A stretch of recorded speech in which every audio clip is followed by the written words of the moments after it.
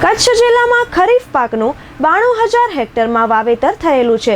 કચ્છમાં બાજરી, મગ, મઠ, મગફળી, તલ, દિવેલા, કપાસ, ગુવાર, શાકભાજી, જુવાર, રજકો, ઘાસચારો, મીંડિયાવળ અને શેરડીના પાકો મુખ્યત્વે લેવાય છે। સામાન્ય રીતે કચ્છમાં 6 લાખ હેક્ટરમાં વાવેતર થતું હોય છે, ત્યારે પ્રારંભિક વરસાદ બાદ 92,000 હેક્ટરમાં વાવેતર થયેલું છે। આ ઉપરાંત ખેડૂતો બીજ નિગમમાંથી બિયારણ લેશે તો સીડ રિપ્લેસમેન્ટ યોજનામાં મગ, તલ, દિવેલાની ખરીદી કરશે તો તેમને ફાયદો થશે। આ અંગે ખેતીવાડી અધિકારીએ ચંચળ ન્યૂઝ સાથે વાત કરી હતી। કચ્છ જિલ્લાની અંદર વાત કરીએ તો ખરીફ જુલાઈમાં અત્યારમાં 92,000 હેક્ટરમાં અંદર વાવેતર થયેલું છે।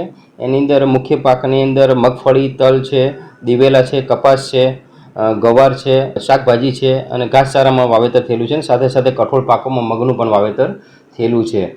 આપણે એવરેજ કચ્છ જિલ્લાની વાત કરીએ કે ખરીફ પાકોની અંદર આપણે 6.5 લાખ હેક્ટરની અંદર વાવેતર થતું હોય છે।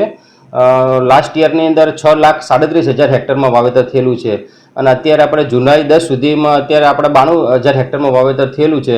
એટલે આપણે મગફળી છે, દિવેલા છે, તલ છે એ પાકની અંદર અને કઠોળની અંદર વધારે વધશે એટલે ઓટોમેટિક વાવેતર વિસ્તાર વધશે।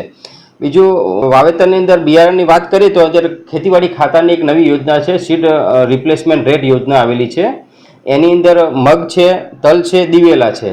હવે મગની અંદર GM 5 નંબરની જાત જો ખેડૂત ભાઈઓ બીજ નિગમનો જે સેન્ટર હોય ત્યાંથી લેશે તો એમને પ્રતિ કિલો 50 રૂપિયાનો ફાયદો થશે। તલમાં ગુજરાત તલ 5 અને ગુજરાત તલ 6 વેરાયટી લેશે તો એમને 1 કિલોએ 80 રૂપિયાનો ફાયદો થશે અને દિવેલામાં GCH 8 નંબર અને 9 નંબરની જાત છે કે એની અંદર 1 કિલોએ 80 રૂપિયાનો ફાયદો થશે। 2 હેક્ટરની મર્યાદામાં આ લાભ આપવામાં આવશે। તો કચ્છ જિલ્લાના તમામ ખેડૂત ભાઈઓને વિનંતી છે કે ભાઈ આ યોજના અંતર્ગત આપ બિયારણની ખરીદી પણ કરી શકો છો। બીજી વધુમાં વાત કરીએ તો કચ્છ જિલ્લાની અંદર એક પ્રધાનમંત્રી કિસાન સન્માન નિધિ પણ કાર્યરત છે।